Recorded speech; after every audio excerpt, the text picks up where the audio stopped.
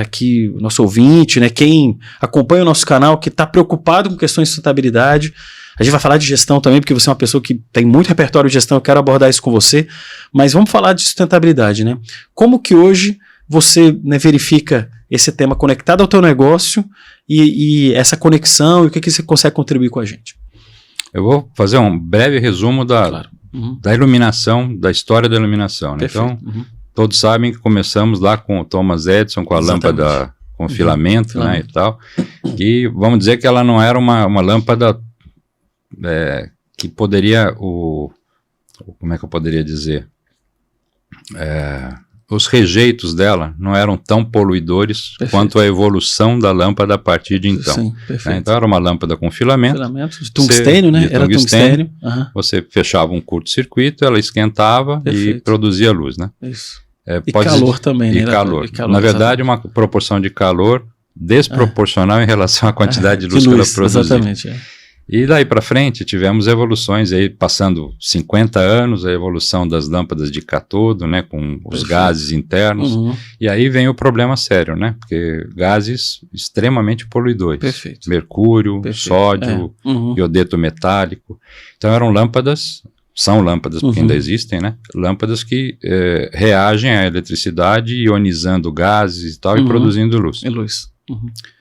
Muito boa pelo lado da produção de luz, que foi uma grande evolução em relação à do filamento. Então eram lâmpadas muito mais performantes. Mas a consequência, vamos dizer, ruim era a parte de dejetos, né? Na hora que você os rejeitos.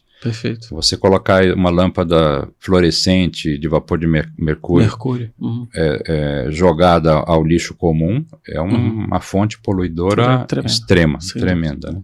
Tanto que tem legislação que você precisa fazer a retirada do gás. Retirada do gás, exatamente. Empresas, inclusive, especializadas em destruir equipamentos para você separar.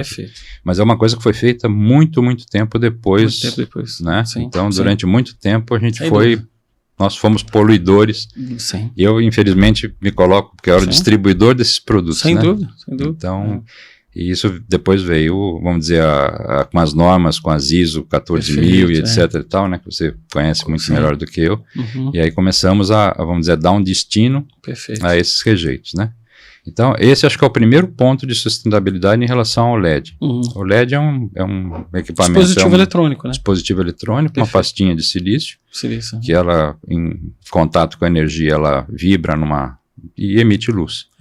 E numa proporção muito maior do que as anteriores em relação ao calor. Então, ela produz muito mais luz do que calor, proporcionalmente em relação às lâmpadas de iodeto metálico ou coisa do tipo. Então, começa a parte por aí. E o rejeito dela no final, né, vamos dizer, no final da vida útil de uma luminária, de uma lâmpada LED, ainda que você tenha que fazer uma reciclagem, ela não é poluidora ao ponto de uma lâmpada de gases. Né? Então, acho que esses são os pontos bastante importantes. E a durabilidade também, né? Porque a lâmpada de LED, ela tem aí uma durabilidade muito maior, né? Do que uma lâmpada, do que as lâmpadas antigas, né? As incandescentes. E também, elas são mais duradouras também do que as lâmpadas de gás também, não são? Por conta também são. Também. O LED ele tem só um grande problema que a gente tem que abordar, é o seguinte, o LED ele tem uma temperatura limite de trabalho. Então, a própria natureza da luminária, da lâmpada, ela tem que ter uma estrutura de dissipação de calor adequada para aquele tipo de LED. Então, o LED é para durar muito tempo. 50 mil horas, 100 mil horas, dependendo da qualidade do LED. Comparado, vamos dizer, a uma lâmpada de vapor metálico, é na base de 10:1. Nossa, 10 uma vezes mais. lâmpada boa, 5 mil horas, das de iodeto metálico, de sódio e tal, contra 50 mil horas do LED. Impressionante, então, 10 vezes mais. Porém, alguns das pessoas que estão nos ouvindo vai dizer, mas eu comprei uma lâmpada há 6 meses atrás e já queimou. Esse é o problema da qualidade dos produtos, né? Porque você tem que ter uma dissipação de calor adequada, porque o LED, a hora que ele chega num limite dele, de temperatura, e tem a especificação do fabricante, a vida útil dele cai de forma vertiginosa. Então você tem que prover dissipação de calor.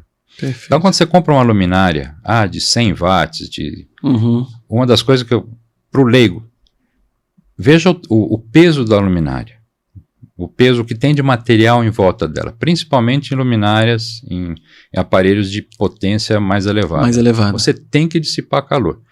E até então, a única forma de dissipar calor é com massa de dissipação, ou seja, alumínio ou materiais que dissipem o calor de uma forma. E o peso é substancialmente importante, então não tem muito como você fazer um produto bom, muito leve. Muito leve. Sabe? Então, já começa por aí. Eu posso falar um pouco por nós, né? Nós temos luminárias de 200 watts, pesam 3,5 kg. Aí você consulta no Mercado Livre ou né, na internet, luminárias de 200 watts com 900 gramas. Ah, não, 900 gramas sabe, é incompatível, nem que você queira, você não consegue dissipar então, o calor. Infelizmente, nesse caso, o peso, a robustez do produto, ela é totalmente ligada à durabilidade dela. Então, eu sei que tem muita gente frustrada com LED, é para durar, dura, depende, tá? Como tudo na vida, né? Tem trabalhos e produtos né, de boa qualidade, de má qualidade, então é um pouco disso. Agora, que a vantagem é enorme, porque o LED consumo de energia também é menor, né?